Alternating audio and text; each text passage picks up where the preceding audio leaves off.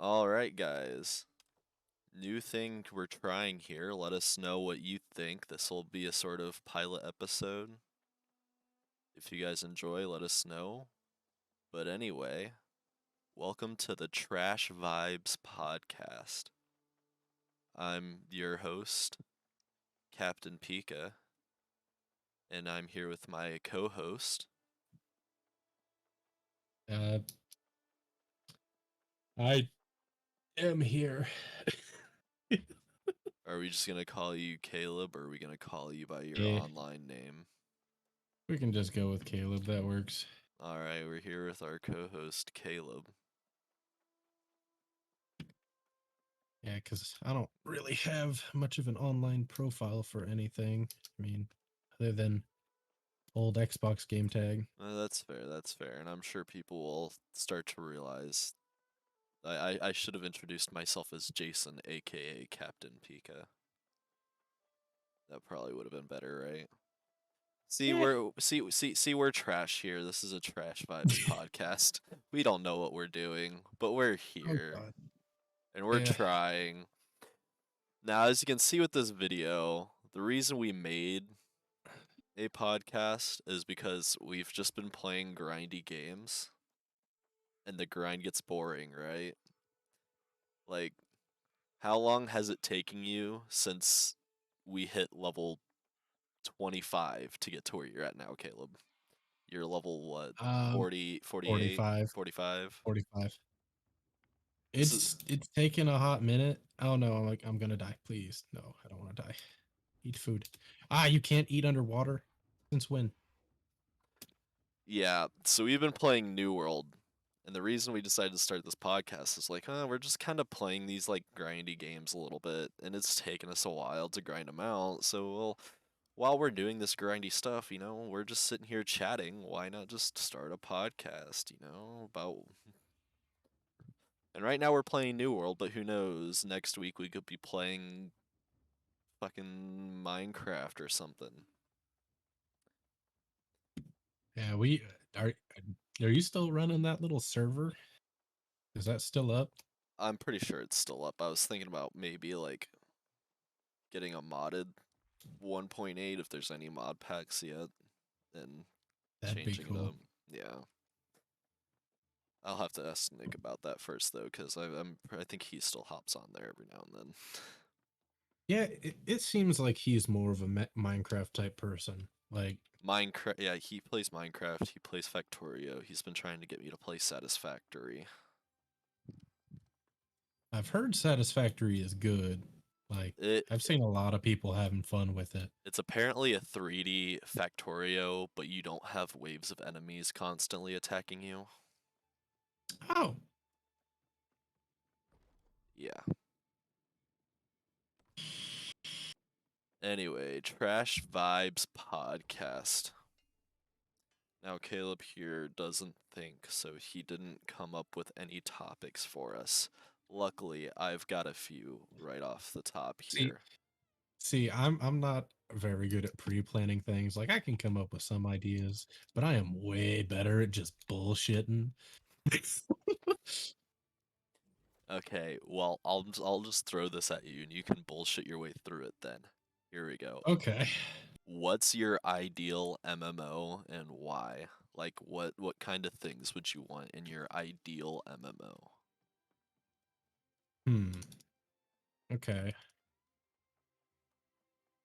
I've So, I've already described this. Like I've been working. This is something I've been working on myself for like ever now, but I want to hear your thoughts.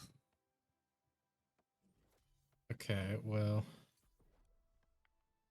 I kind of I'm a I've kind of played a good amount of MMOs, just like dabbling in them, and I think that I would like the complexity slash diversity of like World of Warcraft's move sets, like the fact that you can have a bajillion buttons assigned to all kinds of different abilities and or Yeah, like just a ton of different spells and ability shit. combinations and shit, right?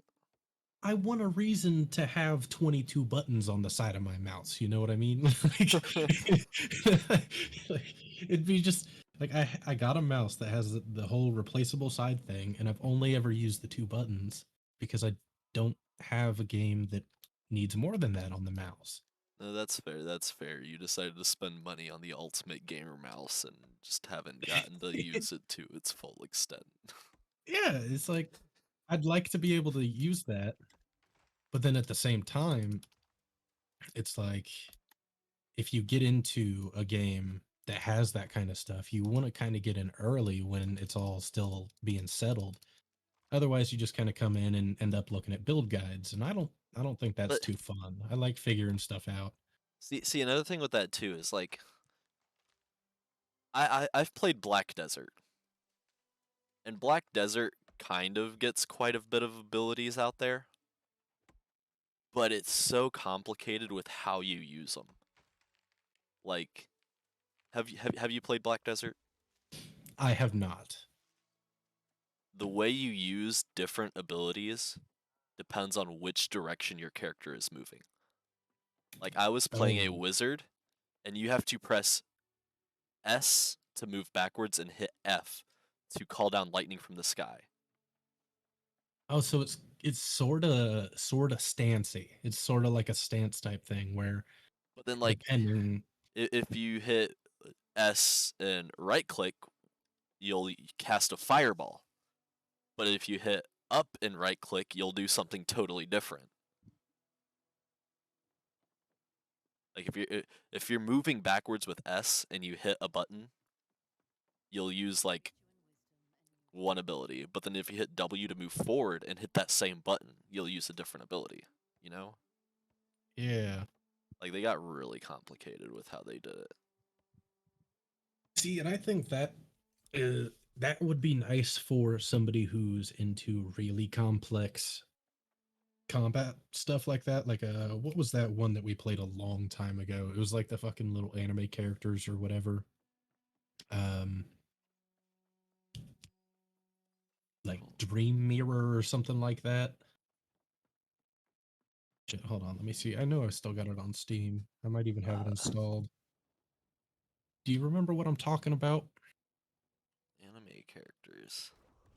Like, the little cat girls with the fucking uh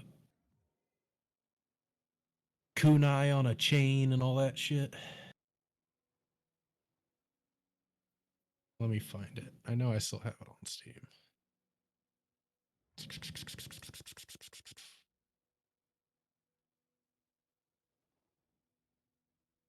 Yeah, that's it. Yeah, Dream of Mirror Online.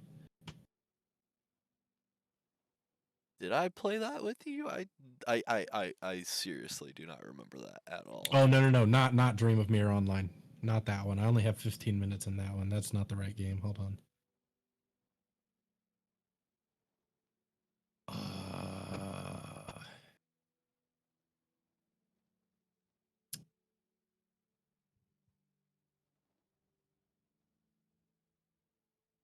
'Cause I don't think we played an MMO other Terra. than Terra. Tear or we Tera. played that on Terra. Xbox though, didn't we? No, I have 133 hours on Steam. I have 36 minutes on Steam. I think we played that on Xbox and you might have continued to play it on PC. Maybe. Who else has it? Terra was an interesting one. I never fully got into it enough to like understand the ins and outs of that game, Hmm. but I did like the character designs. Yeah, it was very anime. Like that was the entire purpose of it. It was Like like go play your anime character, but I prefer these third person perspective MMOs over the top down like World of Warcraft because yeah, that's fair. it's much more engaging and immersive in my opinion. The thing is though with World of Warcraft is you can to a point move your camera around enough to where if you want to get the over the shoulder feel, you can. Like, there's been enough people who have made mention of that, like, I don't really like the high angle camera, where you can change that. But that's just because that game's, almost as old as we are.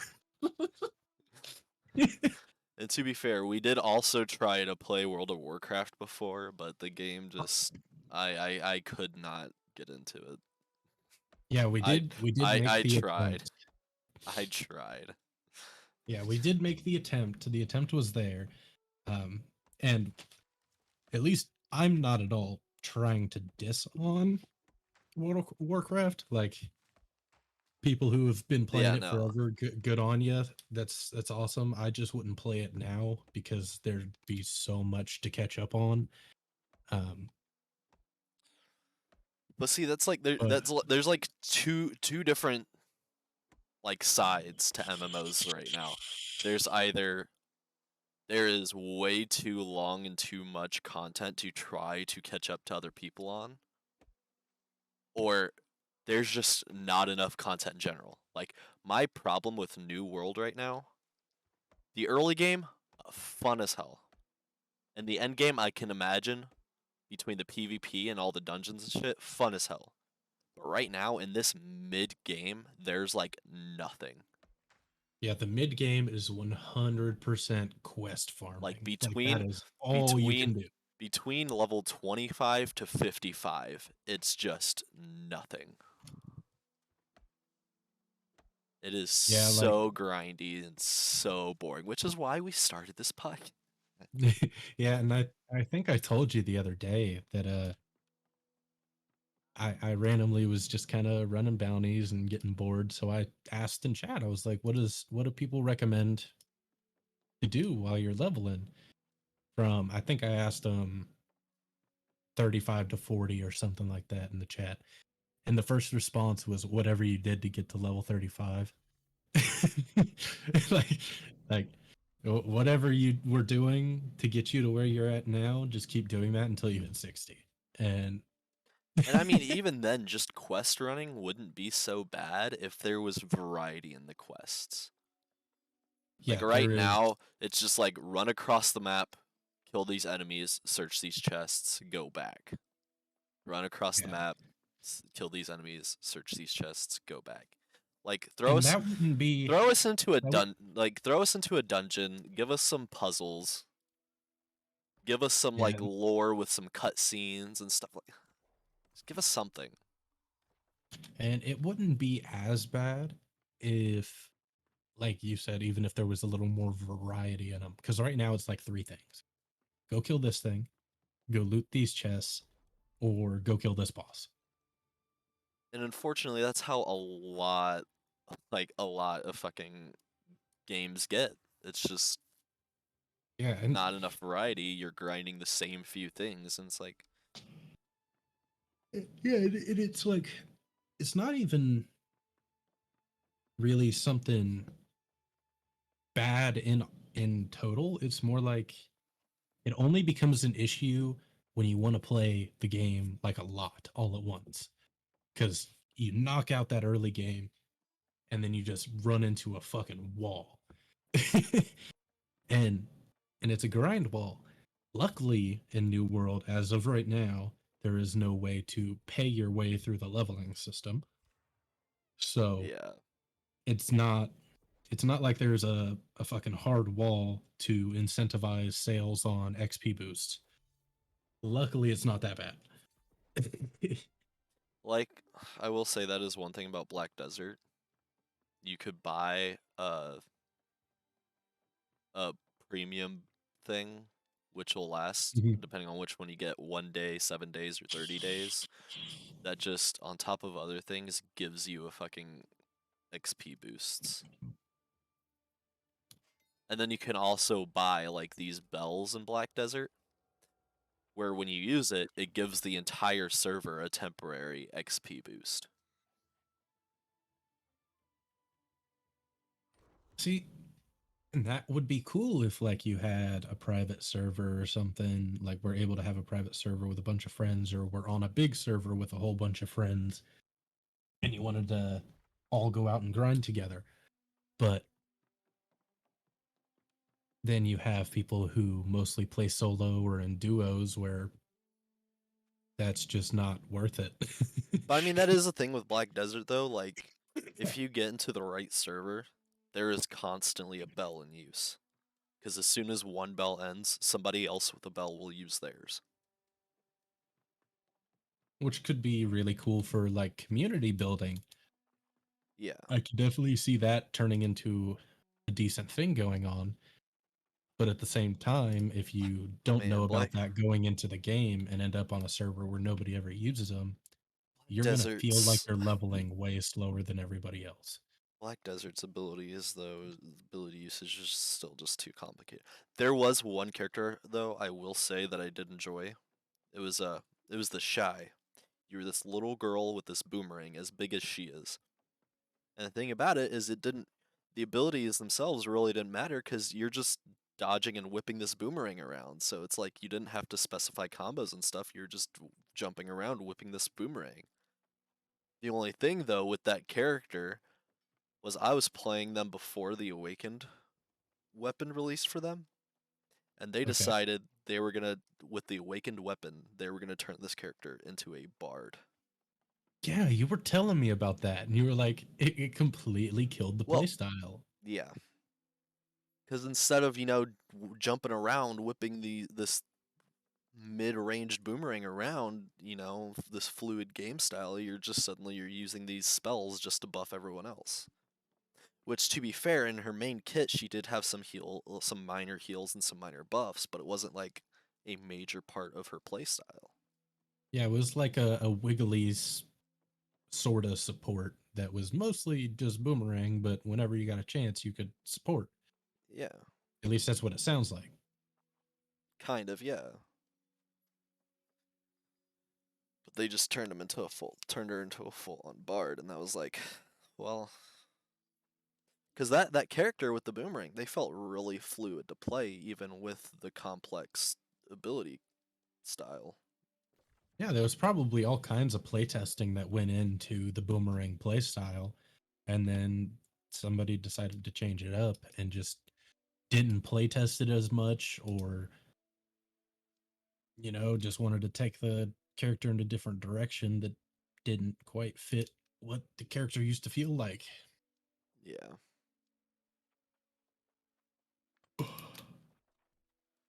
Honestly, though, But in my personal, did you finish talking about your ideal MMO? Did you have more you wanted to talk about?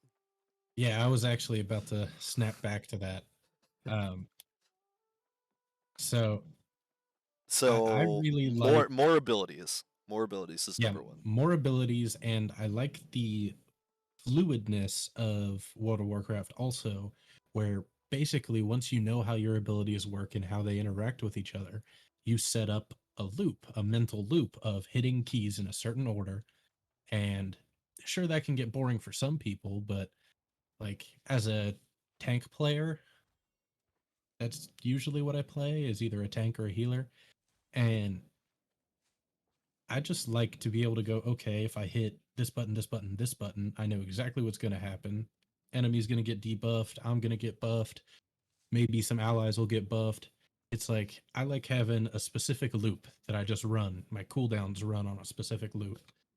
And I just know how to play my character because it's got a loop going on. Yeah, But that's, here in New World, you can sort of get that going, but being limited to only 3 abilities per weapon makes it so that it throws in the monkey wrench of having to find a time to dodge, switch weapon, pop the other abilities. And I don't know. I don't mind New World stuff. I do really like the melee combat. It feels good. Everything feels like it hits really hard. I will say I do like the dodge mechanic though, instead of other games where it's just like armor gives you a dodge chance to where if an enemy hits you, there's a chance your character will just dodge the damage. I like that you can actually physically dodge the damage. Yeah, there's actual iframes in the game. It's not just a visual dodge that you can get knocked out of. You actually have iframes. You get more iframes with lighter armor, stuff like that. Yeah. That stuff's cool. I do like that.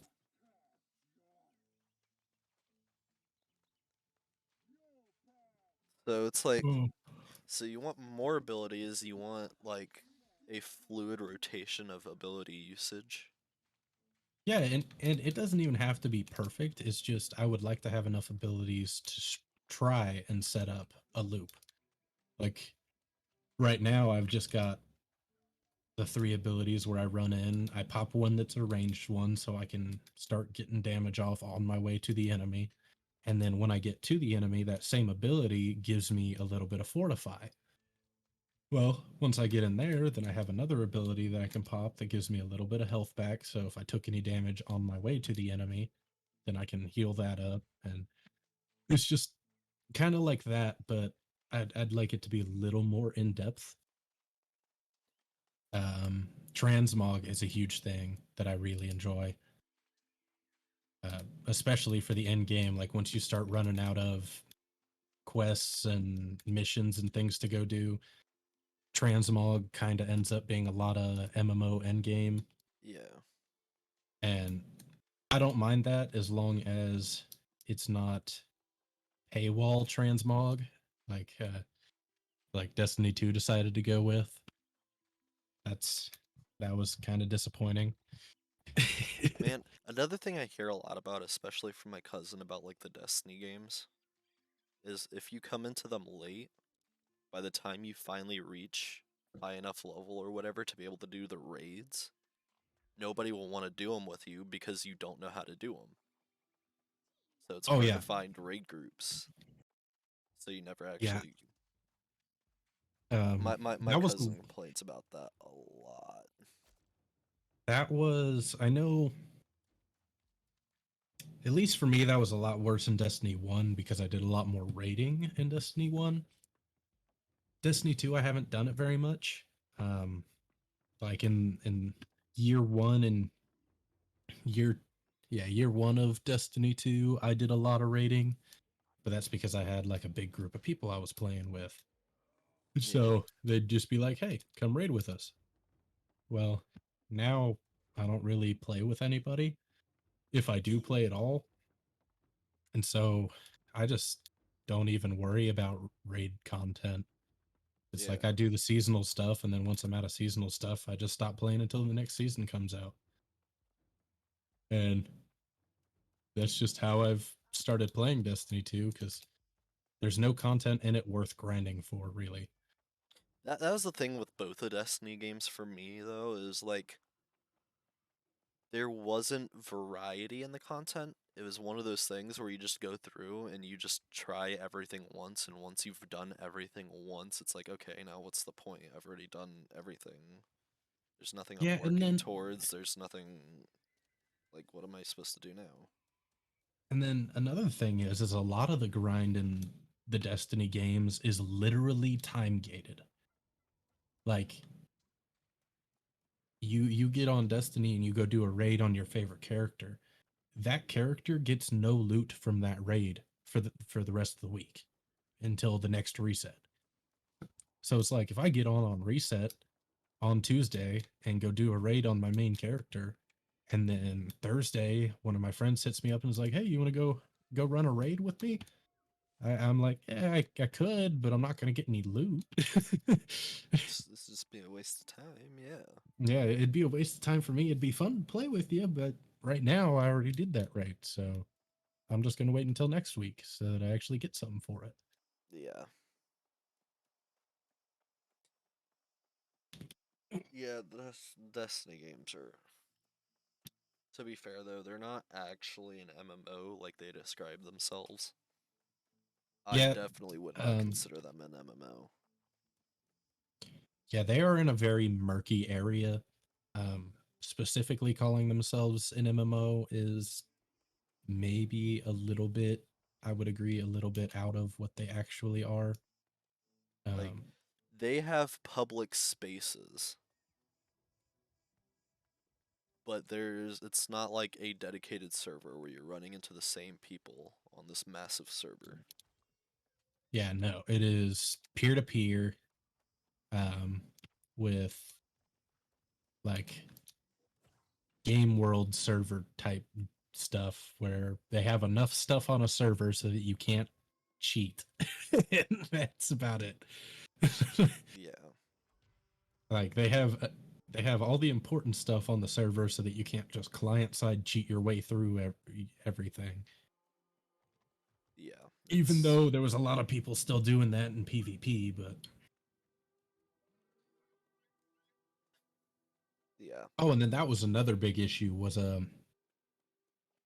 Destiny is a shooting game for anybody who didn't know. But it's also kind of an RPG, sort of an MMO, like a really mixed bag game. And it's got PvE, PvP, mixed PvE and PvP, which is a game mode that used to be good, and then they got rid of the good version of it to make it a shorter version. And then I think they plan on eventually just getting rid of it as a whole as soon as they find a way to without making a whole bunch of people upset. But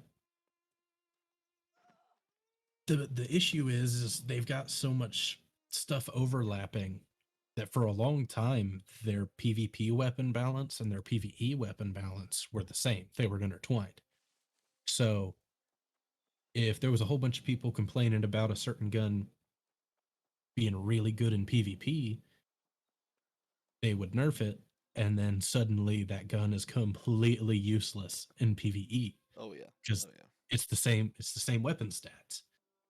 Here recently, with the newer weapons and the newer content, they've been separating the PvP and PvE balancing, which is so much nicer because you can have a gun that's absolute garbage in PvP, but then it completely wrecks face in PvE. So you can actually have like two sets of equipment. Yeah, there is now a point to try and build two different gear sets, but the issue is it's still only two different gear sets for the people who want to go grind stuff out. Like, if Yeah. you want to go find the exact gun that's going to do exactly what you want it to do in PvP, like two or three There's a meta to headshots to it. kill. There's a meta. Yeah, yeah, there's definitely a PvP meta. There is definitely a PvE meta, and luckily the metas are separate. That that's the thing that kind of ruins games for me is when there's a meta, like you have to do this to be good, to be able to do stuff. Otherwise, you're screwed. Like that ruins a game for me. I want to like you were saying earlier, I want to be able to like explore stuff for myself, find my own combinations that I enjoy instead of just Yeah, using pre-built stuff that other people have and just choosing whatever's the closest to what I want. yeah, and that's kind of what I'm doing in New World is like I've seen all kinds of people run in the Warhammer with the sword and shield. But it actually took me a little bit to find somebody who had done like a little bit of an in-depth build guide on what I use, which is the great axe and the sword and shield. Which to me was a little bit surprising because I feel like the great axe hits like a truck. Now, So I see, was kind of expecting I to guess see more, I guess but that's kind of the good thing about being a healer. Like there are, builds for healers, but you don't have to follow a healer build. Like I did not follow a healer build at all. I just kind of built things that would allow me to heal and it works. Cuz all I have to do is heal. At the end of the day, that's all I'm doing is heal. Now there's stuff I could do where I could buff you and give you fortify, but you can fortify yourself. I just got to heal you. yeah. Like there's no complexity to it. That's all I do is just heal, heal, heal, do some damage, heal. Yeah, and what's kind of nice is the way the healing staff works is like once you have it a little bit upgraded, you heal while you're doing damage if you're shooting through a teammate. Yeah, And so if I just stand in between you and the enemy, you're going to do everything you need to. yeah. So that makes it so the only movement I've really And got to then worry about is, and hey, then I need to be in between him and the healer. and then oh, you're starting to get a little bit low. I just press F. I place a circle under you. It slowly it starts healing you more, increases the healing you're getting as well, and I can still damage the enemy through you. Yeah. So it's like you've got to figure out that little rotation. And once you figure it out, then it's like, okay, now I know how to play this. And it just makes it more fun that way. Yeah. What the hell is this? Shark. Summoner Lee Daje and Dongwen, and it's just like two, I'm assuming, elite enemies with like 5 chests around them. What?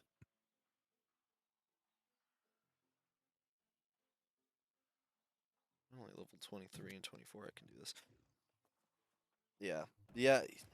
It. Yeah. I absolutely understand all that, though. Um, Another thing I do like about New World is even though it is super grindy, I love the fact that there is XP bars for almost everything you do in the game. And it's not just like your main XP bar. You've got the skinning, you've got harvesting, everything. Everything is its kind of own thing. So, like, if I really want to dig deep into being a hunter gatherer, I'm sure I could find somewhere where somebody would be like, yeah, just go gather shit and that'll help us out. Yeah. That's cool. And you gain like I also tell people, you can gain like actual XP from non-fighting things too. Oh, these aren't chests. From Oh non-fighting yeah, things too. And it's like that's nice. and Now I like will say in when the you later levels it doesn't give you as much XP as you need, like at all, but it still gives you XP. I will say though, there are some things like gathering XP is stupid for some reason. You get so much XP for gathering. I have no idea why, but like anytime I see like berries or anything, I pick them up because sometimes you can walk through a little berry patch and pick up 1500 XP. That's like doing a whole bounty. Yeah, that's pretty nice. Because when you level up your actual harvesting level, that gives you a regular XP bonus. That the higher your actual gathering or logging level is, the more bonus you get. Like I've had an 1100 XP bonus from picking up herbs because I leveled up. Now, to recall back a bit, so the fluid ability system, like I will say, I agree with you in a way, but I like playing more versatile characters where I can do damage. I don't do like a shit ton of damage, but I still do enough damage, and I have enough survivability to where I could play solo.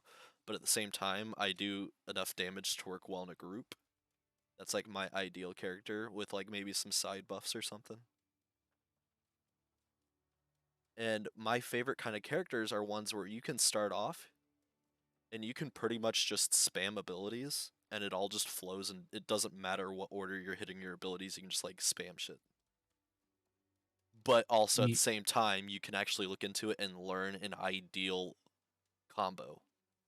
But you don't That, have that to, you can just kind of like use abilities and be fine. that's kind of what I mean is like you could just spam them, but if you hit them in that certain order and you figure out that certain order that you should hit them in, they Like like really combo well together. like recalling back to Black Desert with the Shy. I didn't memorize any of her abilities. I was just randomly chaining abilities together and it worked for me. But at the same time, you could actually sit there and look at her abilities, be like, oh, okay, this will make you do this. That would actually kind of combo well with this, you know? Yeah. Like, Like something you can get into easily, and once you're into it, you can take the time to learn it after. Yeah, it's like low barrier to entry, high skill ceiling. Yeah, that's like that's what I like in a character. And that's fair because, like, if you have a character that starts out super complex and then gets really easy once you start working through the levels, that's a whole lot less fun than having a character Cause who's like, pretty easy to get into. And then once you really get into them, you're like, oh, I can do so much.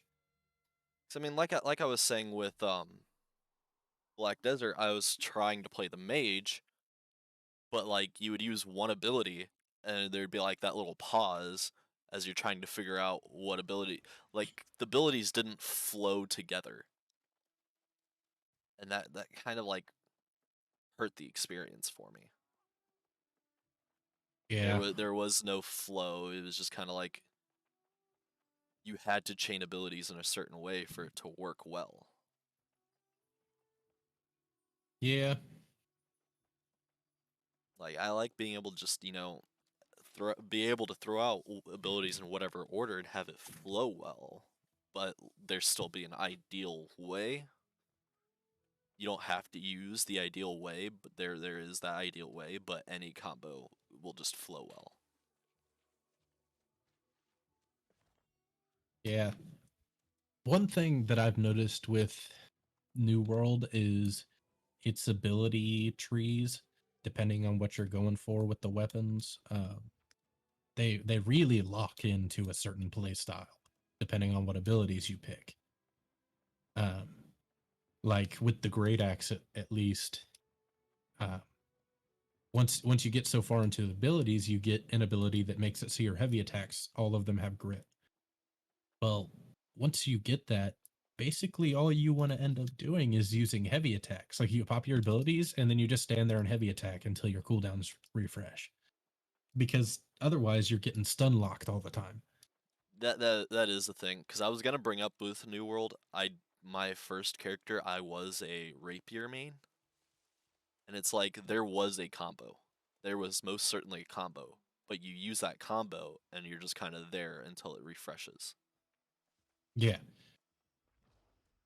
That's something I kind of like about the sword and shield. It's got a couple of ability or I shouldn't say abilities, but like perks in its skill tree that make it so using other abilities after you've used an ability reduces the cooldown for the first ability. So it sort of turns into a loop where I pop the first one and then I pop the second one and it does some damage and also reduces a little bit of cooldown.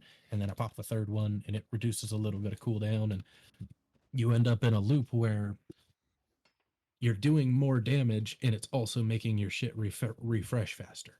Yeah, because if I recall with the rapier, it was like you had an ability that allowed you to dash through enemies, so you dash in to damage them, and when they'd all turn on you, they'd go to hit you. You use riposte to completely counter their damage and stun them.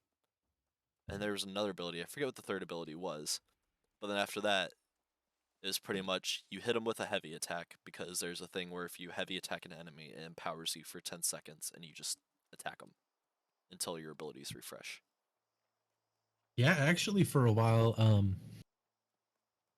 I was playing with my sword and shield. It was kind of a risky play style, but I had it built where if I took 3 hits of damage, I would get fortify and an attack boost. And I had it set up so that basically the more damage I took, the more damage I did. So like the lower I let my health get, the more damage I would output.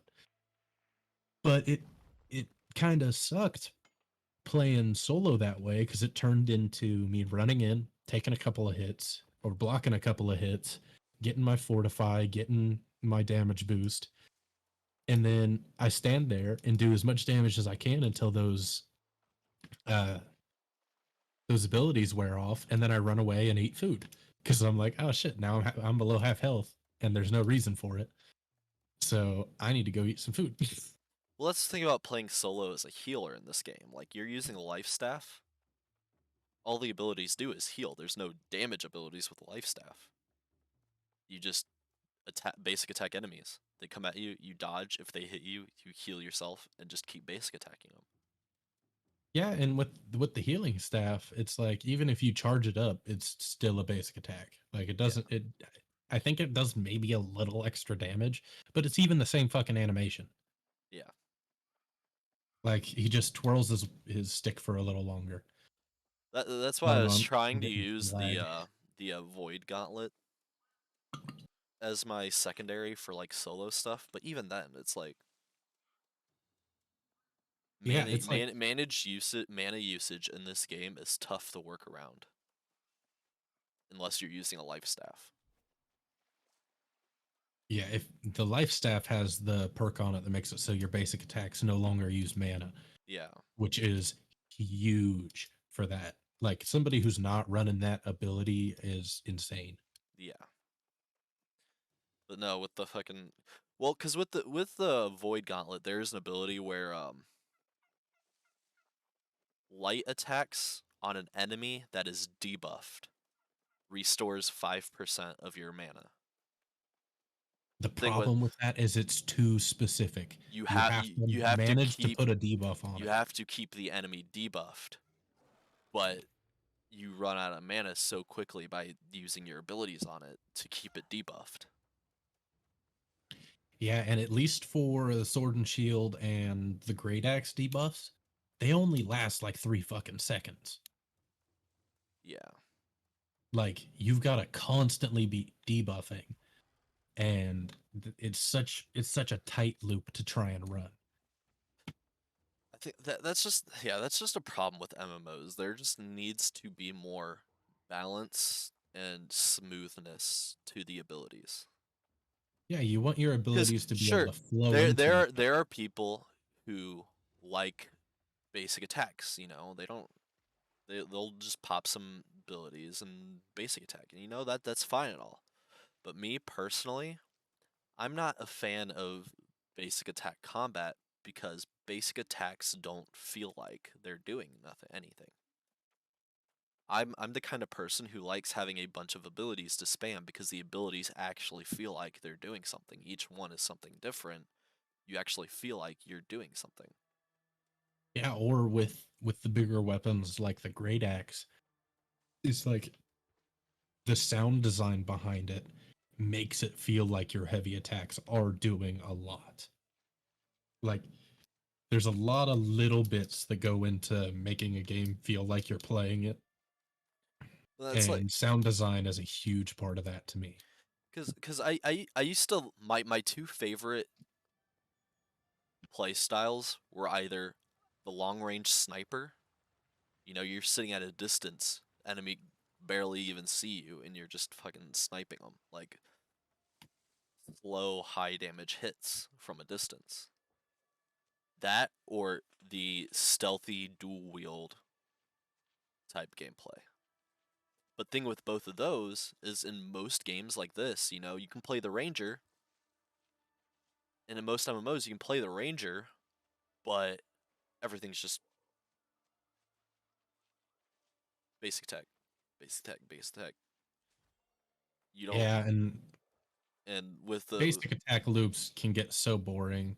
and with like dual wield assassins, some games implement some kind of stealth, but all it is like, okay, you stealth, get up close to the enemy, and then just basic attack, basic attack, basic attack. That's why I usually, whether I want to or not, end up I end up reverting to like playing mages. I will say Yeah, that is one thing though that I liked about the Shy is because like technically all her abilities are just variations of basic attacks, but it was variations of basic attacks. You're not doing the same basic attack. yeah, it's like you're not sitting there just shooting a little orb at an enemy over and over again. You're there jumping around, doing tricks. It feels like you're playing the game. It doesn't feel like you're standing in one place clicking your mouse button. Yeah. Oh yeah. Oh yeah. Like that's a big part of it My is my personally my only downfall with Black Desert though was it has the same problem this game has, where there's like no mid-game content. The only difference is the level system is like extended. So you have a larger start section, you have a larger end game section, but at the same time you have this massive mid game section.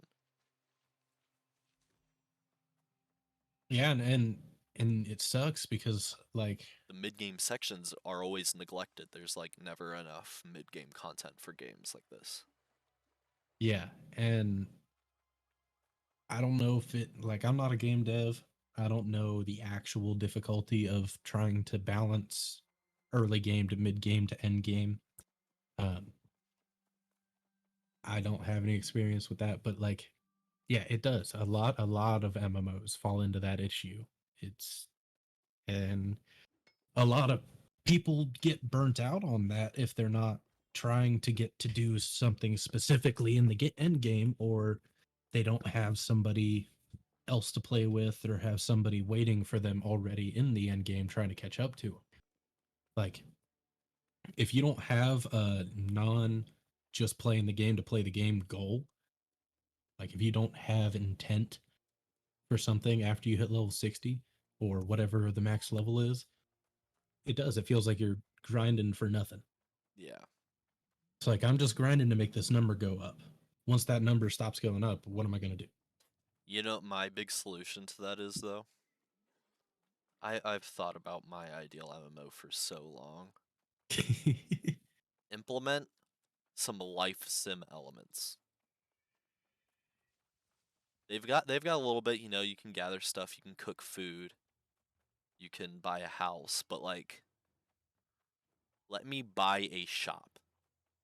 Let me buy a shop, place out things that I have made and am selling, and have people come up to me to buy my stuff. Yeah, that would be great. Like with the houses in each one of the cities, like if you're the most decorated house, fuck it, let you set up a storefront. Like if you put in the effort to be the house on display in that city, let you put a storefront there if you want to, Yeah. where people can come up and you can have a chest inside the house Or where you put all your stuff for sale. It's basically like cuz the cuz regular this also market. combines in with one of my other ideal MMO stuff, a guild village.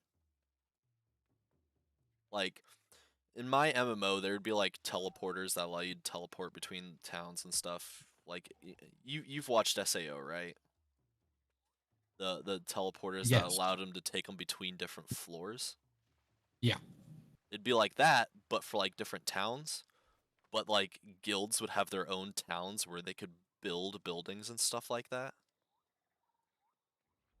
And Yeah, and you could have you a could couple of teleport different into like styles of architecture you and could stuff. and like all these big guilds would have popular towns where people would teleport to visit and buy stuff from them and all that. Like you have all this action and stuff, you have all these people that go out and gather, but then you also have these people who craft things and sell things, and that's like how they keep themselves entertained. They do this, make it more role play, add some more role play element to it. It's an RPG, it's a role playing game, add some more role play to it. Yeah. And I honestly think that's a lot what a That's like a lot of big thing with the role play MMORPGs are game. missing. That's a big thing with RPGs in general. Like they got the role aspect, but that's all it is. It's just there's defined roles. You're not really playing the roles, you're just being the role. Yeah, it's like in this game I could choose to be a crafter if I wanted to, and I could go through and level up the crafting like crazy. But at the same time, there's no guarantee that somebody's gonna like anybody's gonna even be interested in what I'm crafting. Like that could be alleviated in this game if you had a really big company or a really high pop server. That could probably be alleviated a little bit where the market and all that just is circulating naturally. But But I At the mean, same like, time, that's also an annoying thing where like the only market is the player generated market. Like, have some NPCs that buy and sell things for base values and have the players compete with the NPCs. yeah, and it could even be like the NPCs sell the basic form of something, and then if you want a form that's actually been upgraded or um, has like the gem Like slot or like a something. basic set, like you have a level 1 sword, you have the NPCs have a level 1, a level 5, a level 25, and a level 50 sword.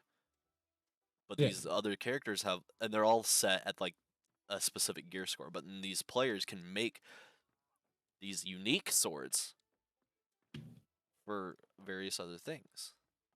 Yeah, one thing that they did do in New World that I think is going to be huge, um, especially once people start getting more into crafting, is the fact that have you kind of looked into how the expertise system works? I have not. Okay, so after you hit level 60, the way the expertise system works is you upgrade your expertise per slot for each item.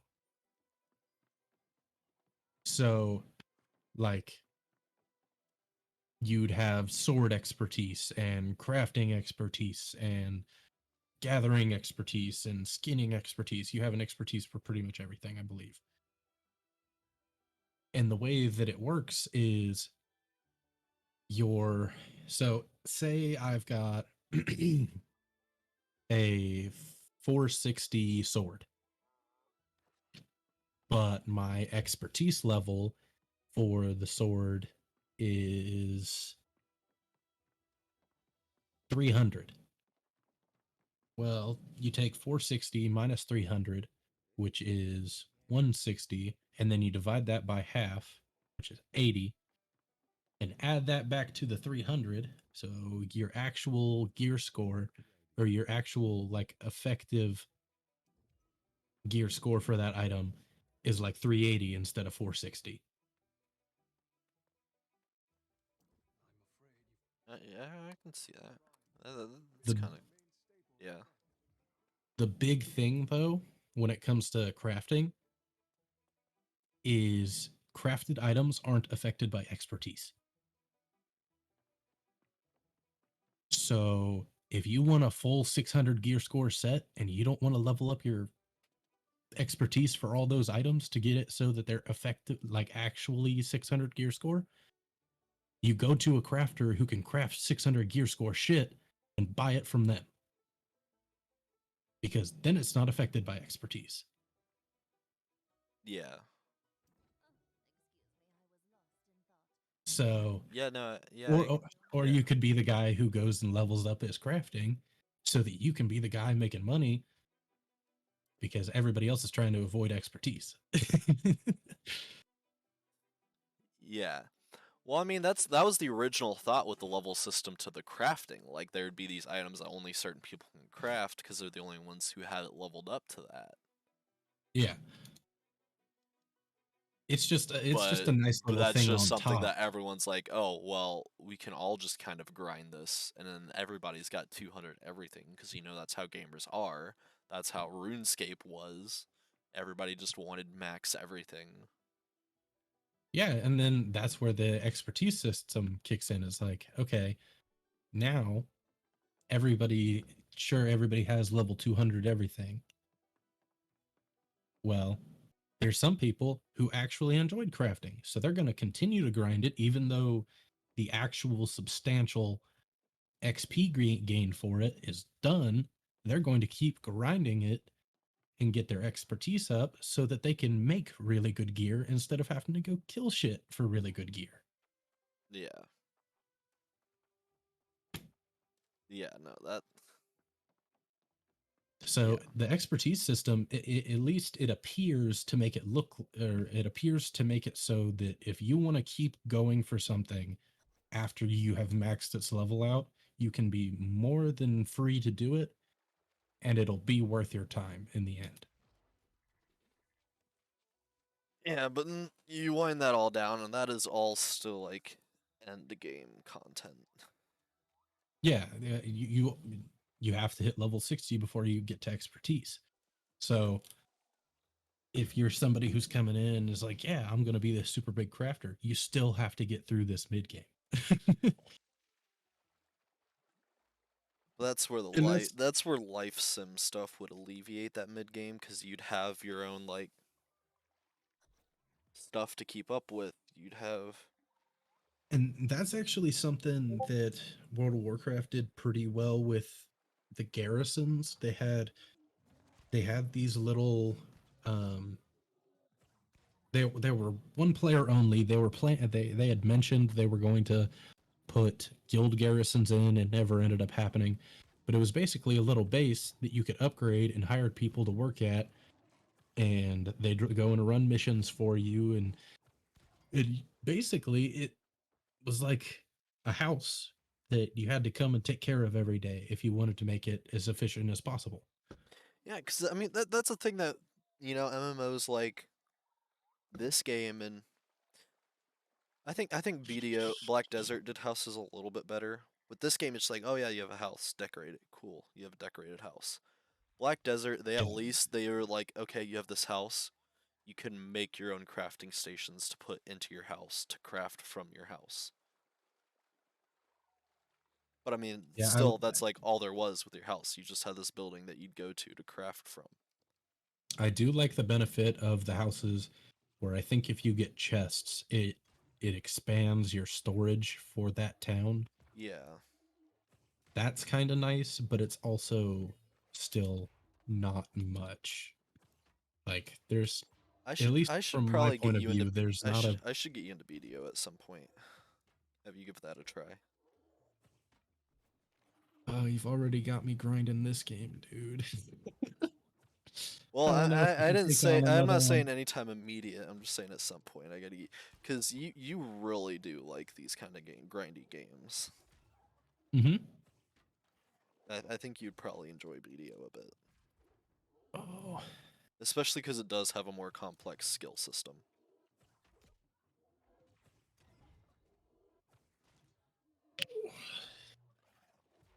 yeah. My issue right now, like right now with leveling, is the fact that I'm literally starting to run out of places that are at my level to do missions.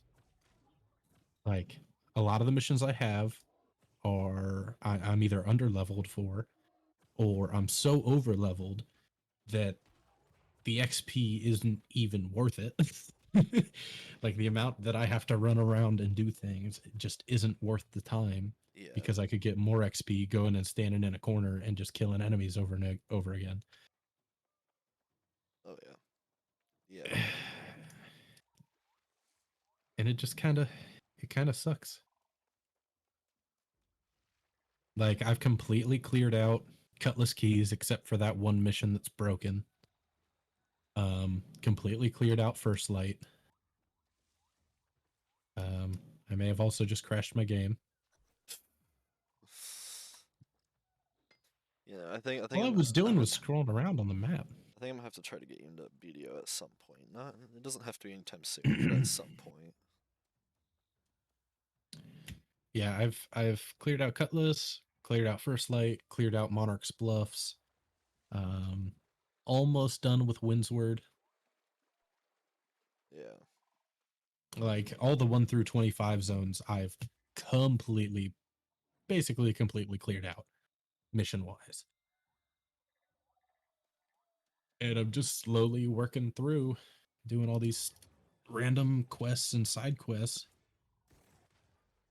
Uh, yeah, it's just turned it into a big old grind fest, which for me isn't a bad thing. I don't mind sitting here and watching YouTube and literally playing the same mission, or basically doing the same bounty over and over again for all day. That's just how I am. Yeah.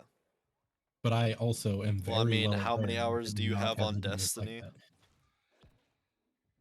Um, should I really put that out to the world? Like I joke with people all the time about the stupid amount of hours, but if you're going to put this on the internet, should I really tell people that? Yeah, you have a ridiculous amount of hours on Destiny and Destiny 2. Yes, I do. And I'd say that I had fun the entire time, but if I'm being real, a lot of it was just kind of mindlessly doing the same thing over and over again. You have as many hours in the Destiny games that the old school WoW players had playing WoW, probably. Yeah, I have in terms of like game being out time to like in that comparison, yeah, versus time since the game came out versus how many hours I've played. Yeah, I'm sure I have a pretty similar hour number to hardcore World of Warcraft players back in the day. Like I'm not going to say how many hours exactly, but playtime wise on Destiny 2 on Steam or on Xbox Cross Save or whatever you want to call it, um I am in the top 3% of all players. I I have never had like the ability to put that much time into any game. I think there is two games I could probably say I have the most time I've spent on is probably Smite and Terraria. Like honestly, like Smite's a ridiculous amount too. All right, fine, I'll tell you. You say ridiculous amount. How many hours do you have in Smite roughly, do you think? Um, well on PC I have 120. So on console I probably have like over 3,000 hours. Damn. You know what? Here, let me see if I can actually see that. I've got the Xbox app on my computer. I might be able to go to your friend profile and I might be able to check that. Yeah, that's like my big genre though is MOBAs. Like I do like MMOs a lot, but MOBAs are like my big genre.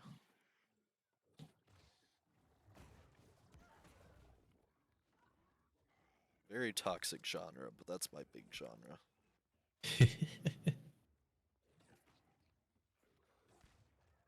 um, I'm pretty sure I can do a comparison because I've played League or not League, sorry, Smite on Xbox before, so I'm pretty sure I can do a comparison.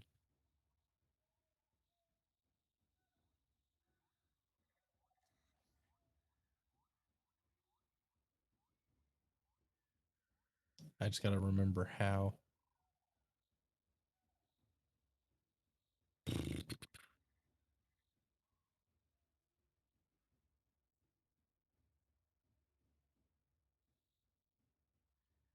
Trying to find Smite on your achievements list. Oh, yeah. It's the one that looks like a Transformers game for some reason. Because they got a Transformers thing going on right now. You have got 54 days played. 54 days. So So 54 54 times times 24. 24. Um, just over 1,300 hours. Plus, you've got 54 days, 14 hours. So you've got just over 1,300 hours. Yeah, that's a lot. Yeah, Smite and Terraria are probably my two most played games. Smite, Terraria, and Minecraft, though Minecraft is harder to compare the time for. Yeah, because it's all over the place, like PC, console, Yeah, modded, not and modded. yeah, and none of them track your On gameplay except for. PC alone for Terraria, I have over 500, and I've played it more on console than I have on PC. Oh, let me see here. I wish there I'm pretty was source. sure I have. Terraria. You've got 10 days played.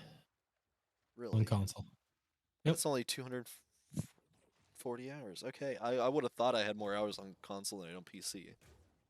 Okay, so Terraria's not even 1,000 yet, but that's pretty close. It's probably like my second or third highest game.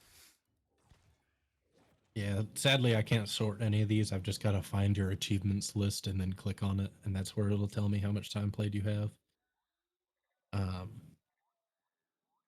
oh yeah, I didn't tell you. So Destiny 2, or I'll start with Destiny 1. I haven't played Destiny 1 in a hot minute for, the reason of the fact that there is a second game out now, and Destiny 1 is basically pointless. But I have 1,232 hours on Destiny 1. So I've got more time on Smite than you do Destiny 1. But here's the issue. I have more time in Destiny 2 than I had in Destiny 1. By Oh. exactly 200 hours. So I have you playing both, 1,400. so you playing the Destiny games is equivalent to me playing MOBAs. Yeah, I have 1,400 hours in D2, 1,200 hours in D1.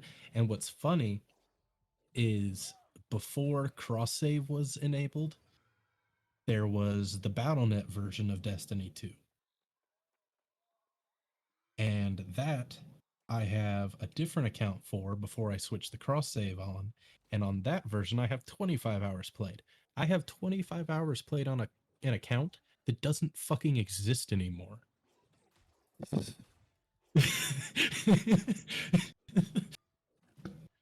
Yeah, no, so you play Destiny like I play MOBAs. Which also reminds me, I cannot wait for Predecessor. So, another thing that I love about the website that I use to track my Destiny playtime is it's called Wasted on Destiny. Um, but not only does it show you how much time played you have, if you look into it a little further, it'll show you how much time you've actually wasted by deleting characters.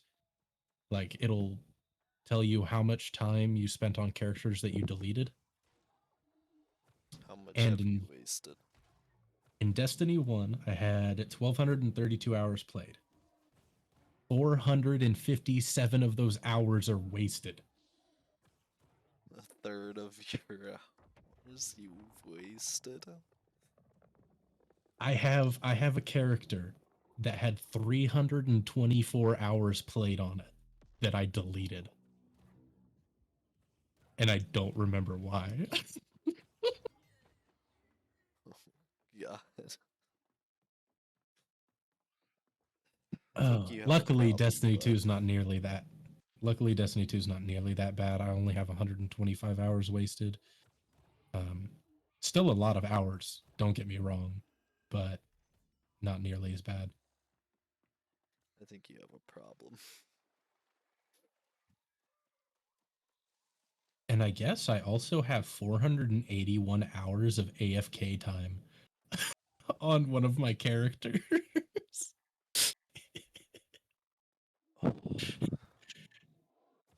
And that's literally time spent in orbit or in a social area.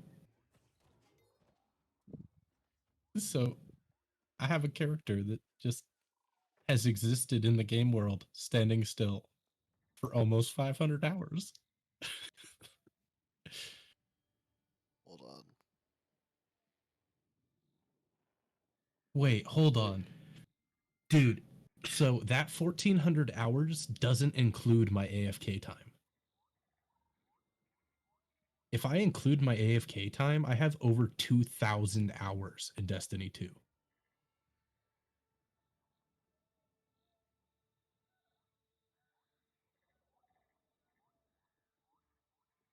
Jesus Christ. There is a clicker game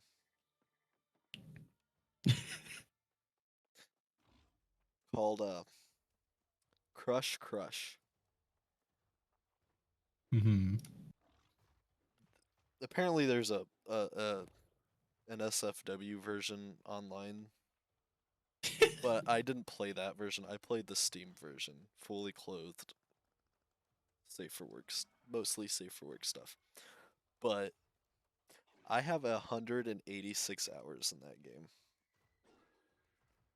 You have Not 21 days played not of not not Warframe. not even from me actually playing this game.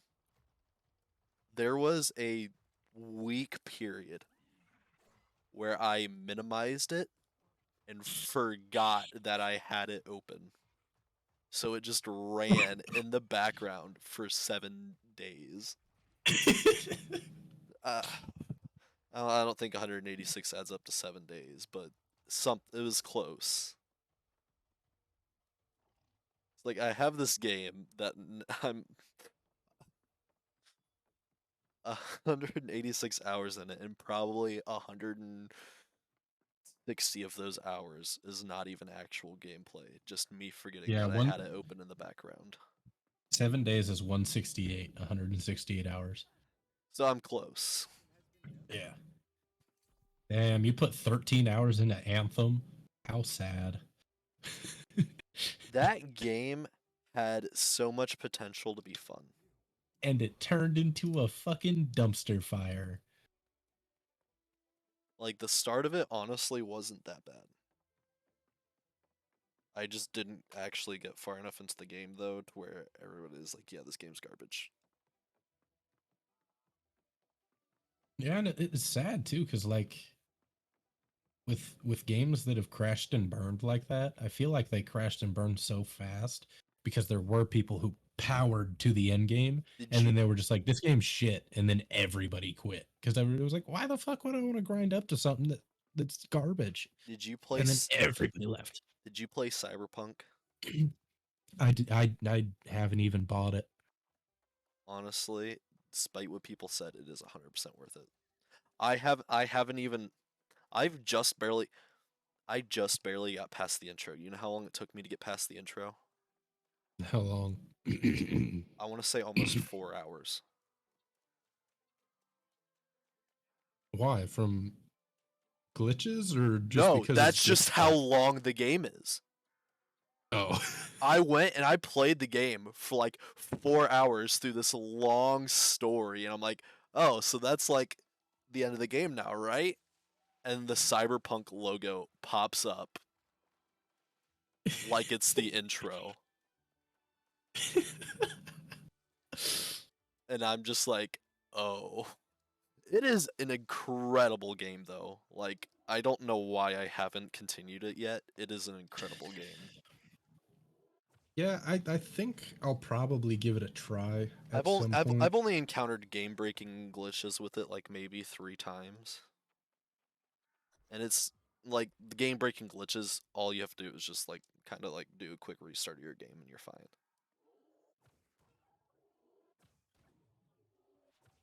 And the only non-game break, the only the only thing that really bothered me as far as glitches go was there's a problem with streams and mirrors in that game. It'll look fine in the game, but on stream, it'll just look like shit. I don't know how that works, but it does. It probably has to do with some kind of compression thing on the actual stream side. Like compression's just not playing fun with mirrors. Yeah, I don't know exactly what it is, but that's like the only like big issue I had with that game. Yeah, And especially since I upgraded my RAM, I definitely have to revisit that game. yeah, there's a couple of games that I have gone back and revisited after an upgrade, and they're a lot better because of the fact that the game just runs better. Yeah. So it's just more enjoyable. But yeah, Cyberpunk is one that I haven't messed with, mostly because it's not really a genre that I play much. Well, I And mean, then you've played on top Skyrim, of that, right? yeah, It's like within that genre, honestly, I'd say. okay. Like a solo But like a solo RPG.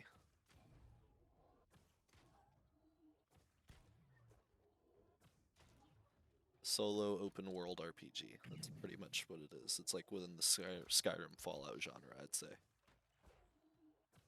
All right. But yeah, I haven't got it because there was a bunch of issues people were having, and then I've also been having bad luck with my PC. It kind of off and on decides that it just doesn't want to work right. And so I was like, I don't really want to have to try and figure out if it's the game glitching or if it's my computer just acting up. And so it's just a game that I never ended up buying.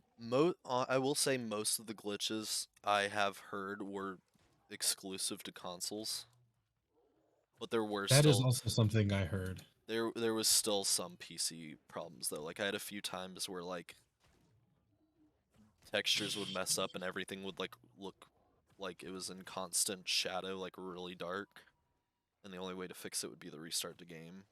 But that's only happened to me like maybe 2 times. And I've put like maybe let me look at how many hours I've put into Cyberpunk. 15 hours. Yeah, I kind of got burned a little bit on minorly glitchy games playing Assassin's Creed Valhalla because people were saying that there was some glitches here and there and it wasn't too bad, but then for some reason on my PC, like it annoys the hell out of me because I fucking love the gameplay. Like it is such a fun game to play. Uh, but it's so weird because when I first bought the game, I literally played it for like 36 hours straight. Like I bought it day one and just had Yeah. nothing better to do, so I played the fuck out of it. Had Yeah. no crashes, had nothing happen. I shut it down. Next day I go to next day I go to get on it and I'm playing for about 15 minutes. Game crash. Started back up like, oh, that was probably just a fluke. You know, I played it for a really long time yesterday and had no issues. Started up again. 10 minutes later, game crash. And I'm not kidding. The game would continue to crash faster and faster until I completely uninstalled and reinstalled Windows. And then I could play it for as long as I wanted to. But as soon as I turned it off for the first time, it would just crash indefinitely after I that. I know what you're talking about because I've had issues with that, not with specific games, but with specific Minecraft mod packs. Yeah, mine is with literally the last few Ubisoft games that have come out or Ubisoft games that have come out. All of them do that to me, and I don't know why. Because Because it's I was Ubisoft. so excited for Assassin's Creed Valhalla because I have all AMD stuff in my computer. Well, Valhalla was running on Vulkan, which is really good for AMD. It was, it had all kinds of optimizations for both AMD and NVIDIA stuff. I was super excited because the game was going to look gorgeous, and it does. But I can only play it one time per Windows install. Well, that's a Ubisoft game. That's honestly this day and age that's expected. Yeah, and it's sad because I've been so burned on it that like I don't even want to go and try and see if it works now because I'm just gonna be sad if it doesn't. Or I could get a fluke where it'll play for 12, 16 hours straight and I just grind the hell out of it, and then I go to get on it again and it's fucking broken again, and then I'm just like, well, awesome. Honestly, though, I will say though, give Cyberpunk a try. Ever since, honestly, that is the game that has had me hooked on Cyberpunk aesthetics recently. Like I fucking love anything Cyberpunk, anything Cyberpunk related and anything space related. Oh, here's a different topic. What do you think about Star Citizen? I have not seen anything on Star Citizen. You haven't looked into Star Citizen at all? No. have you at least heard about it? I've heard the name. Okay, so basically, it's like I had somebody when I was working at the Slim Jim factory that was pretty decently into it, and was like waiting for the 1.0 to come out or whatever. I think it was like a game that started out as a Kickstarter type deal, Well, first of all, what but kind of game is it? Is it like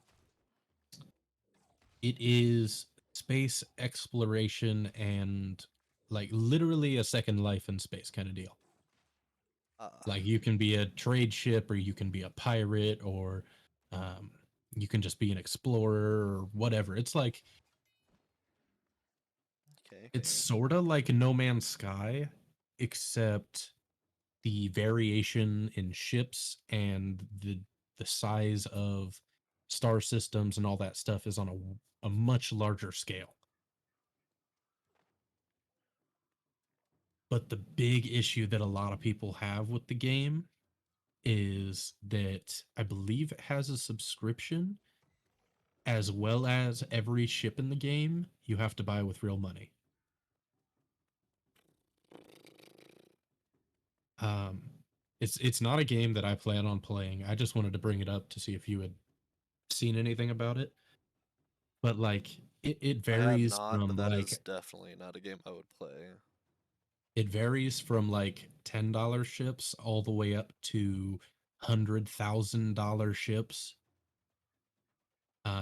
And the ships can be traded in game, I believe. You can also destroy them by crashing them into things. But I think if you buy them, you can rebuild them or repair them. Like they don't ever actually get completely deleted.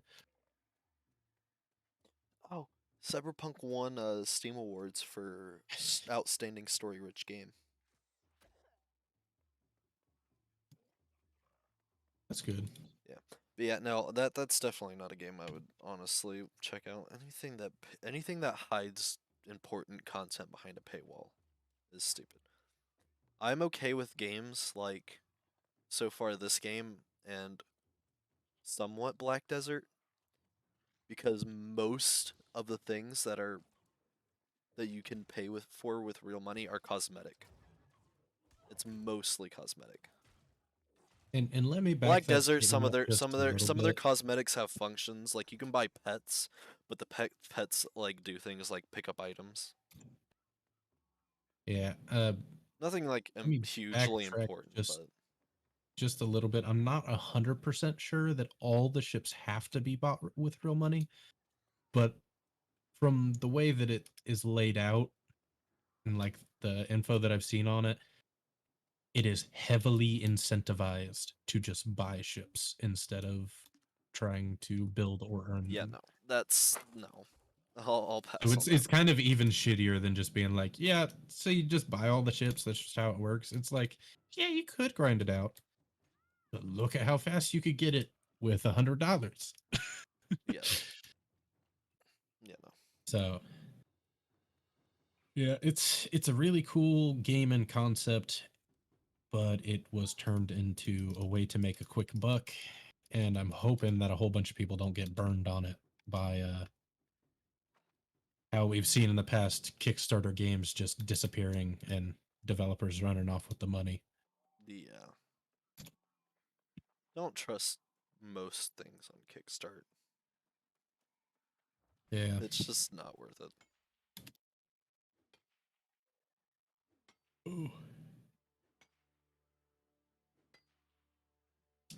Ooh. Yeah, no. Um, Yeah, those are my game recommendations, though. I want to get you into Black Desert at some point. I highly recommend you try out Cyberpunk. I will definitely give Cyberpunk a try at some point. Like it is definitely a game that I wanted to play through. It's just right at launch. I didn't want to have to deal with I just didn't want to have to deal with all the early adopter kind of stuff. that had been being talked about and shown. And it's been over a year at this point. They've put in so many patches and hot fixes for stuff. So like Yeah, I mean, most of the bugs that there were are probably gone by now. yeah, and it was kind of like the same situation for me when it came to No Man's Sky. Like I was really excited for that game, and then when it came out and people were like, "Yeah, it's kind of not at all what they said it would be," and I was like, "Damn, well, I'm just not gonna buy it." And then when somebody was like, "Hey, did you hear that No Man's Sky got completely revamped and it's like really good now?" I was like, "Oh, sweet," and immediately bought it. Yeah. Because it was something that I wanted to play through Well, and I see, wanted to try out, but Cyberpunk is what, like, pretty much what they were promising. It is such a good game. There's so much in-depth character customization, such a rich story. It's got an open world. I haven't dove too much in the open world yet because I spent most of my time trying to get through, I guess, the intro story.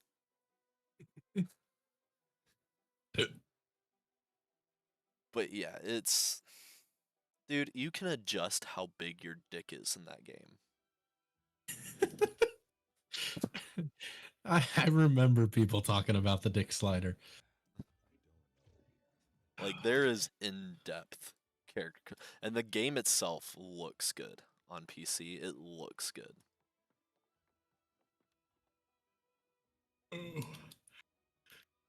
It's worth it. Yeah, I'll definitely give it a try at some point.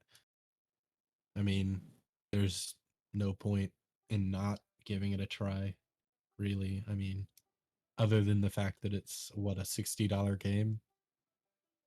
Let me actually look on the store right now. How much is it? It's on sale right now. It's only $30. It's not bad. If it's still on sale on Thursday, I might pick it up when I get paid. It says special promotion offer ends in 23 hours, 23 and a half hours. Well, then I'm too poor for that. Oh, but It's another thing. When you're creating your character, it gives you 3 backgrounds to choose from. That kind of changes your story a little bit. Not like once you hit it affects the beginning of your intro story. but there is a point where the stories end up converging, kind Yeah. of deal. Yeah. It's kind of like I'm not going to spoil anything for you, but you get it it's a situation that causes you to run into a specific character and a specific thing to happen. And then after that, all the stories are the same after. Okay, The only so it's difference like, is like what is your scenario that you're going to play through that gets you into that situation, that gets you into that convergence. all right, Like you can be a corporate person and the whole thing's like, oh, you're part of this corporation. You start off in the corporate buildings, you play through a little bit and then you get fired or whatever, you get something blamed on you or whatever and then it leads you into down blah blah blah. Or you can be a nomadic traveler. I haven't done that start yet, but you know, you're a nomadic traveler, you blah blah blah leads you to a certain situation where you meet this guy and you get into the situation. And I think the third one is like you're part of the criminal underground or something like that, or a mercenary outlaw or something like that. hmm. All right, I'll be right back. I gotta run to the bathroom real quick.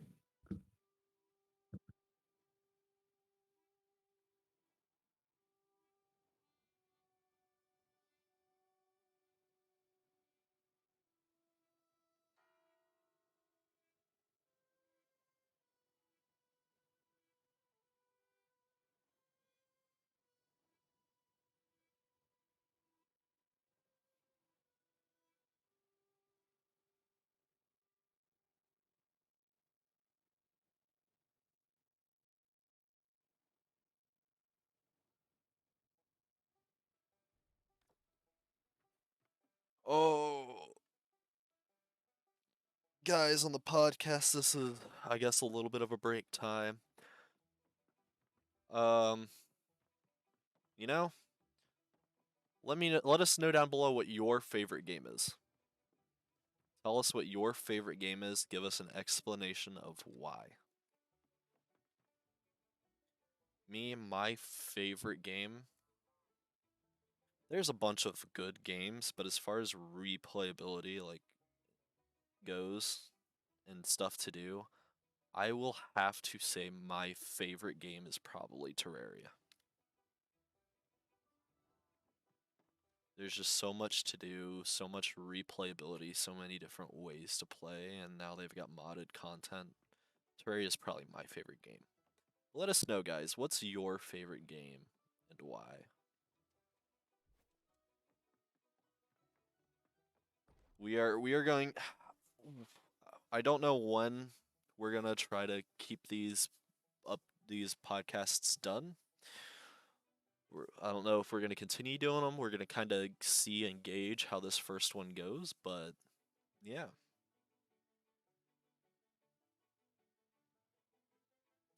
Just let us know what you guys think of this podcast. Let us know what your favorite game is. Let us know.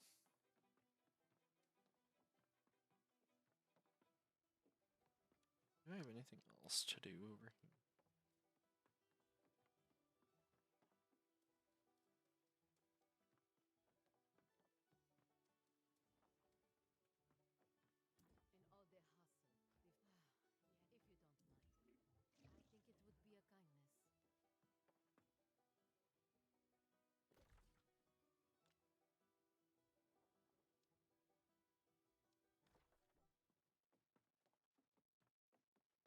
Oh,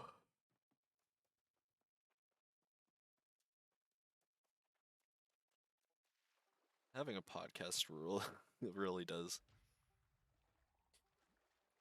Is this enough to consider a podcast? Just two dudes talking? Is that all podcast is, or what would you guys say this is? I feel like it's a podcast, right?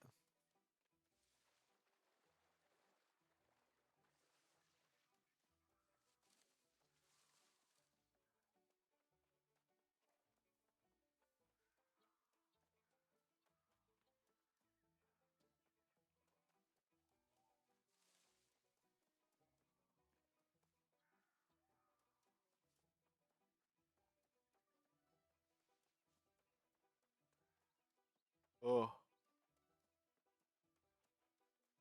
do I have to? I Oh, am back. okay. Well, I don't know how long. How long do you want a podcast episode to be? I don't think it should be any longer than 2 hours max. Yeah, I mean, especially for the starter episode, it's like I know it is a podcast, and a lot of times they're 2 to 4 hours long, but Most usually most intro podcasts are like 1 or 2. most podcasts I listen to are between 1 to 2. There is a podcast that I listen to when I'm grinding every now and then that they have 4 or 5 hour episodes. But they talk about all kinds of stuff.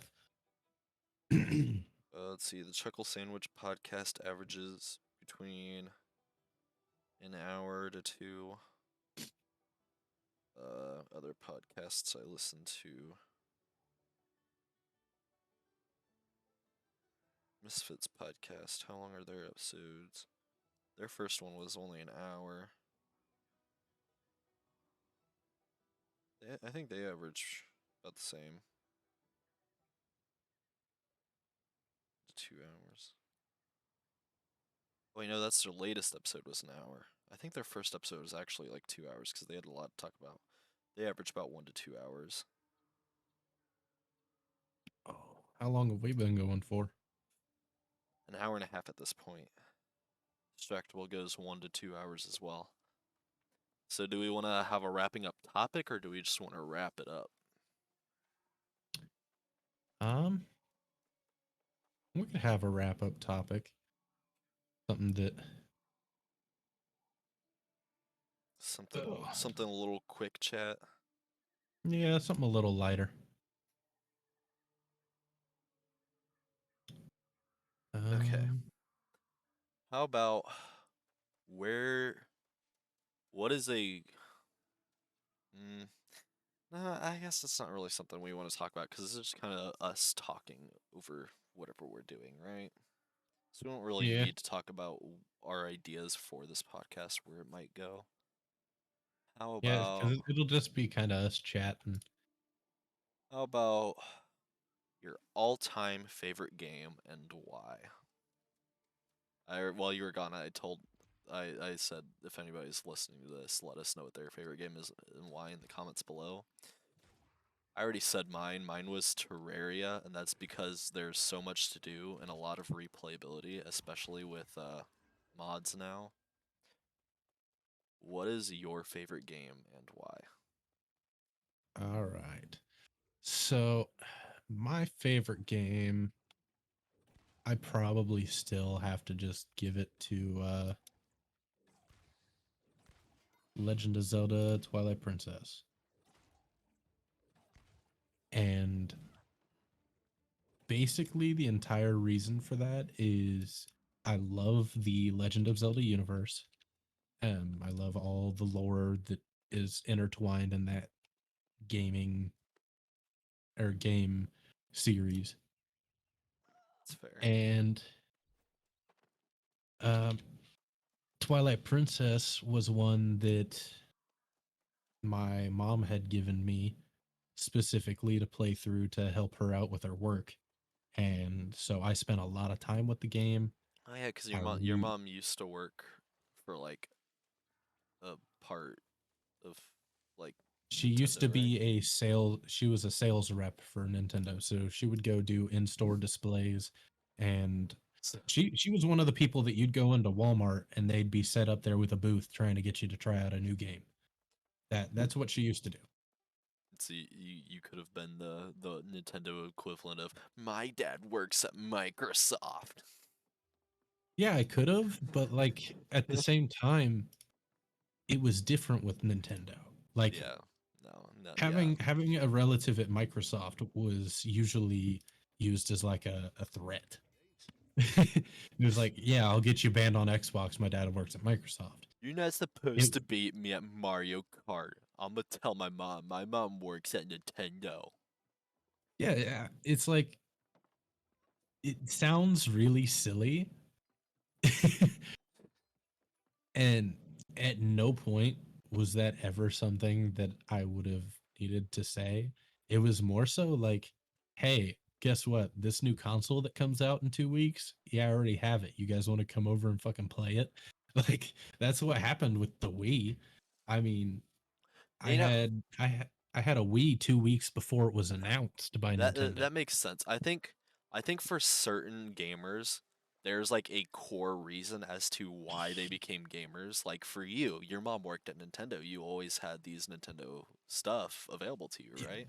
yeah, I grew up on Nintendo, and I literally grew up with my mom going, "Hey, I don't have time to play through this. Can you play through it for me so that I can show it off for work?" And that's how I got introduced to games, was going through, and literally she'd have me have one save profile. So on most of the Zelda games, you can make 3 saves. And so she'd have me make one that was literally 100% complete, everything you can get in the game done. The second one would be about halfway through the story, and then the third one would be right at the beginning, so that no matter where she wanted to show off part of the game, she had a save that she could easily get to that part of the game. Yeah. Like if she wanted to show off everything that you can unlock and all the cool stuff you can do when you've got all the equipment, she could do that. Or if she wanted to show off the very beginning of the game and how the story starts and stuff like that, she could do that. And that was super cool to me. And that's what got me into gaming. And so I have always said that Legend of Zelda Twilight Princess is by far my favorite game. See, for me, how I got into gaming like that, because I had a similar thing, but mine wasn't as positive. My old stepdad. He had a real bad problem with drugs, but at the same time, he was a genius when it comes to computers and consoles and stuff. He for me and my sister, he would always like he would get these like considered not no longer playable consoles from like junkyards and stuff for like almost nothing, and he would actually fix them. He was like that good. And not only would he fix them, but he would mod them so that you could play burned games. And he would just give us these consoles, these modded consoles, with every game he could find for them. And that was how I got into gaming. I just always had, whether it was the original Xbox, the Nintendo GameCube, like, I just always had a console with an infinite supply of games. And Yeah, with how nomadic I was never in like the same house for more than 2 years. So it was always mhm. hard for me to keep friends, and I always had gaming to fall back onto. Yeah, and then I know for a fact that with me when I got introduced to like Xbox and Xbox Live, that opened up a whole new world to me. Oh yeah, It's like my before that I had been playing single player Nintendo yeah, games or LAN Nintendo games, and it, Xbox Live was just a huge eye opener. it was the same for me because like I might have played like some games with my cousins. Like we had the Warriors for PlayStation 2. We beat that game like 13 times over. But other than that, it was mostly like single player games. Like I was huge on Crash Bandicoot Wrath of Cortex. Oh, I was huge on that. That Spyro the New Beginning, Voodoo Vince, The Sims. Me and my sister used to play The Sims Busting Out. We'd play the two-player story mode version of that all the time. But then like when I got the 360 and I got Xbox Live, playing Call of Duty Black Ops 1 was the very no. Me and my sister played that together. The very first game I played online with people was I think I want to say Modern Warfare, one of the Modern Warfare 3 maybe? Okay. Yeah, cuz it was like Modern Warfare 3, but my first real online friend I met playing. Did you ever play Happy Wars? Yes. My very first online friend I met playing Happy Wars. And this is like he made such a pivotal moment for me as a gamer because from Happy Wars, he talked me into getting and playing Modern Warfare 3. No, I already had it, but he talked me into quick scoping on it. Oh, dude, the He first time you get he introduced to quickscope, oh, he taught me how to quickscope on Modern Warfare 3, and we made our own clan. We called ourselves the Undead Task Force, UTF, and we quickscoped. From there, we started getting members. We were doing like quickscoping with each other all the time. We eventually I upgraded to remember Black. I was a part of that clan, We not upgraded. on Modern We Warfare, upgraded to but Black Ops 2 for a while. I think that's when you came in. My cousin came yep. in. You were UTF Apex. My cousin was UTF Ghost. I was UTF Super. Oh, Yeah, my that was such a huge moment, honestly, for me as a gamer. That was my first actual like online gaming group.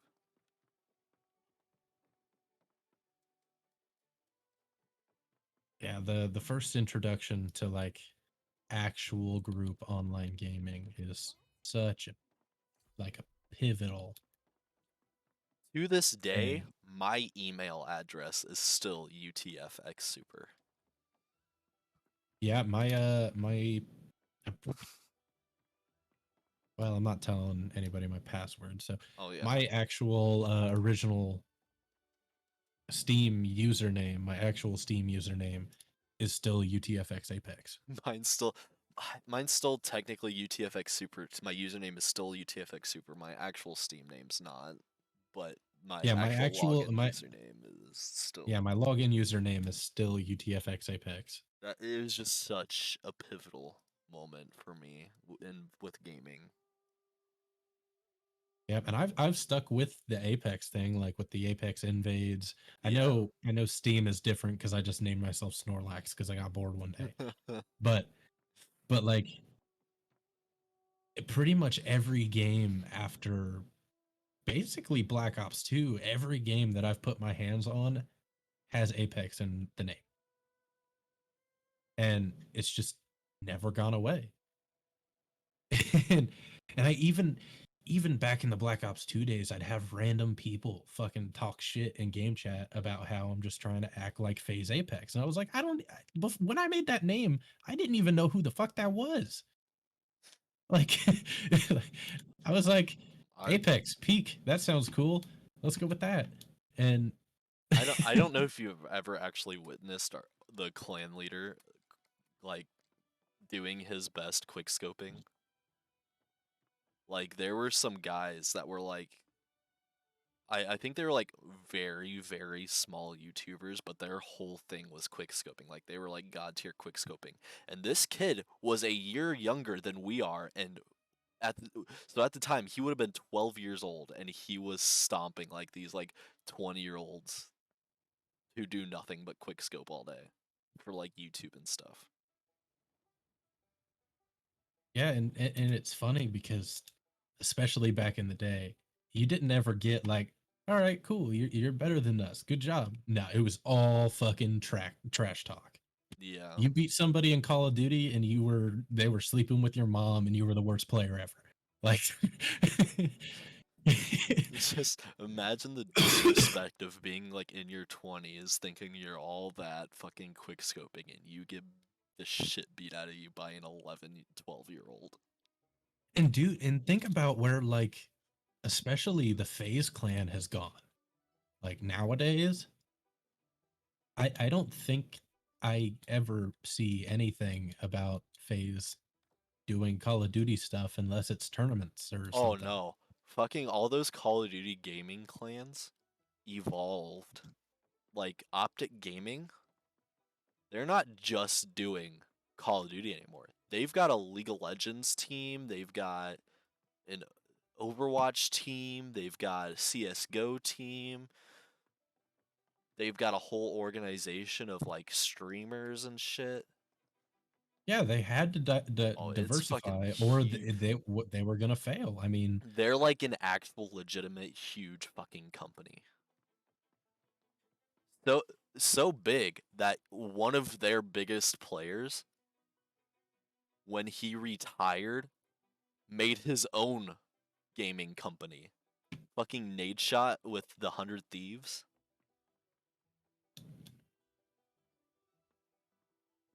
Fucking Nade yeah, Shot. He retired and like 2 years later started 100 Thieves. Now 100 Thieves has a league team. 100 Thieves has a Call of Duty team. 100 Thieves has a CS:GO team. 100 Thieves has a streamer team. dude, Fucking Courage JD joined 100 Thieves. I have a cousin that I'm not kidding you. Back in the day of Black Ops 2, he I wouldn't say he worshipped him, but like all he could talk about was fucking optic nade shot. Dude, I was one of those kids who was while watching Nade Shot stream was spamming Qs to try to get in one of his games, and when I actually did, I put it in my Xbox gamer bio. Played a game with Optic Nade Shot. Yeah, my cousin Fucking 13-year-old me was so bad. yeah, my cousin for years literally it was like driven to play Call of Duty because he wanted to be better than Nade Shot. That was his entire reason. He was like, one day I want to get the chance Me to play against Nade Shot and kick his ass. Me and UTF Ghost, we were like at the time we were constantly talking about how we were gonna grow up and become professional gamers. The only difference between me and him though is he actually did like game battles and stuff. He went to GB's Yeah. website, he would actually compete and he would actually do really well. See, the only time I ever got into game battles was when they integrated them into Call of Duty Ghosts. When they had it integrated and there was a fucking matchmaking for game battles, I I loved that. That was so much fun. No, but he'd do like the wager matches and stuff. Yeah, I never have any money to bet or anything like that. And he would win and stuff and like he was actually good at the game. As for me, after the clan fell apart, I took like a 2 month break, came back, and was like, I went from like 100 to maybe 20. I was like a garbage gamer again. Yeah, yeah, That's all it takes is 2 months for you to just lose it. yeah, it's such a muscle memory type thing. Like like nowadays, I've been playing shooters so much on mouse and keyboard ever since I started building my PC and everything that I cannot aim with a controller anymore. Like the only time I pick up a controller is to play like driving games. And I'm it is because I literally just don't have the muscle memory for it anymore. I'm still better with controllers, but that's just because since I came to PC, I like almost never play shooters. Like I played a little bit of Rainbow, but I sucked ass. I played a little bit of Call of Duty and I was like, meh. But like, yeah. See, I've honestly strayed away from the shooters a whole lot anyway because Yeah. a lot of them have gone in the battle royale direction. Yeah. And battle royales are not something that They're I am either at they're all either interested going in. in that direction or the games are just way too big. Like fucking Call of Duty, unnecessary, like every update's another 20 fucking gigs. Yeah, or sometimes you'll like put it down for a month or two and then you'll go to get back on and it's like, "Oh, it has an update." Okay, and you check it and it's a 150 gigabyte update and you're just like, I'd rather uninstall the game. Thanks." Yeah, pretty much, yeah. I don't have another 150 gigs to give your 300 gigabyte game. Like Oh. All right. I think we're going to have to wrap up here cuz girlfriend just got off work. I'm going to have to go pick Yeah, her up. we're almost at 2 hours. We've gone on long enough. Anyways, you guys, this has been Trash Vibes Yep, hopefully you got some good vibes from hosts the trash vibes. with your hosts Jason, aka Captain Pika, and Kalob, aka Apex. Yep, ApexInvades is what the Xbox says. And with that, we'll see you guys later. Bye. Bye-bye.